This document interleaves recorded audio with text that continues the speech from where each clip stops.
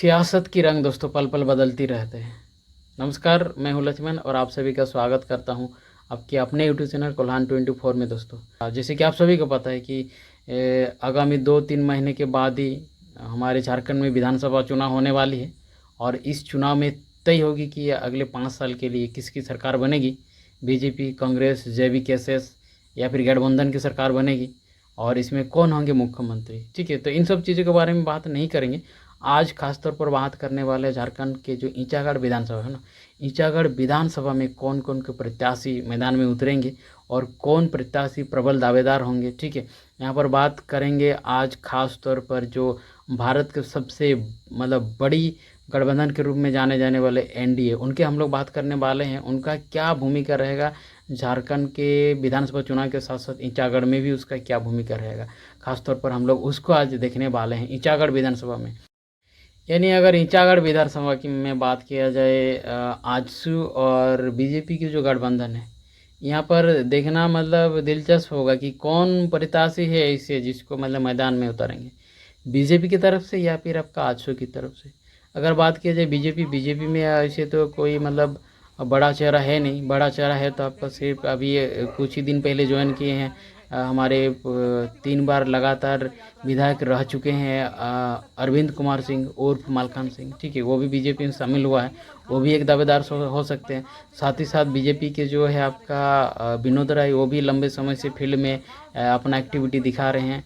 साथ ही साथ कुछ दिनों से आप अगर बात किया जाए मधु गोराई, वो भी फील्ड में घूम रहे हैं। बीजेपी की तरफ से ये आपके कुछ प्रमुख चेहरा हैं, उनमें से खासतौर पर प्रमुख रूप से अगर देखा जाए एक बड़ा चेहरे के रूप में अभी हमारे अरविंद कुमार सिंह, जो कि उर्फ मालखान सिंह के रूप में जाने जाते हैं। ठीक है, तो चलिए थोड़ा सा हम लोग बात कर लेते हैं उसके सहयोगी टीम आजसू की। ठीक है, ऑल झारखंड स्टूडेंट यूनियन। ठीक है, उसका बात करेंगे तो अगर देखा जाए यहाँ पर एक बड़े नेता के रूप में हमारे हरेलाल महतो जी हैं, जिनका अपने ईचागढ़ विधानसभा में काफ़ी एक्टिविटी रहता है, हमेशा कुछ ना कुछ समाज के प्रति कार्य करते रहते हैं। वो भी अपना एक दावेदार जरूर पेश करेंगे। तो यहाँ थोड़ा सा सियासत का खेला ज़रूर होगा। कौन यहाँ पर प्रत्याशी को उतारेंगे, किसको मिलेगी ईचागढ़ विधानसभा सीट की टिकट।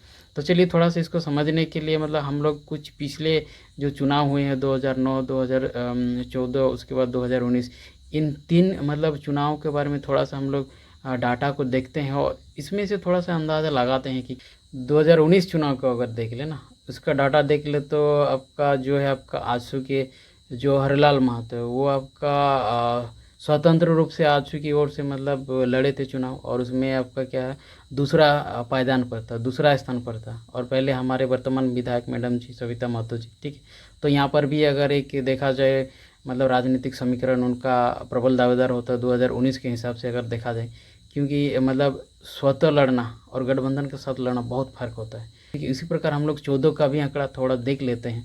2014 की अगर बात करते हैं, 2014 की चुनाव में क्या होता है, गठबंधन की प्रत्याशी यहाँ पर उतारे जाते हैं आजसू और बीजेपी को मिला करके। ठीक है, बीजेपी की ओर से आपका साधुचरण महतो के यहाँ पर मैदान में उतारा जाता है और साधुचरण महतो यहाँ पर सफल हो जाते हैं। आपका बीजेपी का जो लहर था उस वक्त, उस लहर से साधुचरण महतो जो है जीत हासिल किए हैं, एक प्रकार से बोल सकते हैं। हालांकि वो आपका काफ़ी अच्छा नेता था, हक अधिकार के लिए अच्छा आवाज़ उठाते थे, ये अलग बात है। लेकिन और चुनाव जीतना एक अलग बात है। चुनाव एक लहर होती है और जो आपका बीजेपी की लहर से 2014 का चुनाव है, साधुचरण महतो जो पूर्व विधायक वो जीते थे। और थोड़ा सा हम लोग बैक आते हैं, 2009 की जो चुनाव है उसका परिणाम थोड़ा सा देख लेते हैं। 2009 की चुनाव का परिणाम जो कि हमारे जेबीएम जो राजनीतिक पार्टी थी झारखंड विकास मोर्चा, उनकी तरफ से प्रत्याशी को उतारा गया था अरविंद कुमार सिंह उर्फ जो है मालखान सिंह, उनको उतारा गया था और सफल भी हुए उस वक्त। ठीक है, 2009 में विधायक बने अरविंद कुमार सिंह उर्फ मालखान सिंह बने। और दूसरे स्थान पर थे आपका आजसू के जो विश्वरंजन महतो उर्फ आपका कार्तिक महतो बोला जाता है, वो दूसरे स्थान पर थे। ठीक है, आजसू का अगर देखा जाए दबदबा हालांकि रहता ही है, थे ना दूसरे स्थान पर। तीसरे स्थान पर थे जेएमएम के जो सविता महतो थे। ठीक है, विधायक अभी वर्तमान में है।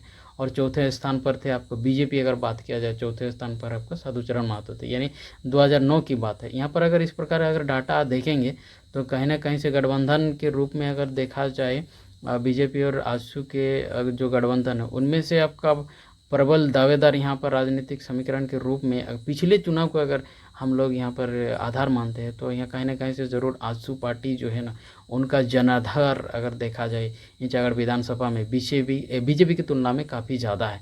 तो यहाँ पर मान सकते हैं कि जो यहाँ पर एक प्रबल दावेदार के रूप में आजसू के प्रत्याशी को यहाँ पर होनी चाहिए। तो चलिए दोस्तों, इस प्रकार से मतलब हम लोग 3 पिछले चुनाव के जो परिणाम है उनको देखे, 2019, उसके बाद 2014 और 2009 का भी हम लोग देखे। इसके अगर देखा जाए ना, कुल मिलाकर अगर देखा जाए जो आजसू के जनाधार है वो आपको बीजेपी से काफ़ी मतलब अधिक दिखते हैं, ठीक है। और इसमें मतलब आप मतलब थोड़ा सा ये लगा सकते हैं अंदाज़ा कि जो गठबंधन है एनडीए के, उसमें से मतलब अगर प्रबल दावेदार हो तो आपका आजसू के जो प्रत्याशी हरेलाल महतो को मतलब जाता है। तो देखना दिलचस्प होगा, राजनीतिक खेला है, सियासत का खेला है, किसको टिकट देता है किसको मतलब नहीं देता है, ये मतलब उनके पार्टियों की बात है। मतलब इन 3 चुनाव को, अगर पिछले 3 चुनाव को हम लोग अगर आधार मानेंगे ना, 3 चुनाव को अगर हम लोग आधार मानते हैं तो उसमें बीजेपी और आजसू को अगर गठबंधन की बात करते हैं तो मतलब अधिक जो जनाधार वाला ये ईटागढ़ विधानसभा की बात करें तो आपका आजसू आता है। आजसू का भी वर्तमान में जो एक्टिविटी दिख रहा है, हरेलाल महतो उनको मतलब एक प्रबल दावेदार माना जा सकता है ईटागढ़ विधानसभा में गठबंधन जो एनडीए गठबंधन है उनकी ओर से प्रत्याशी को उतारने के। तो चलिए, ये पार्टी की बात है, किसको टिकट मिलेगी।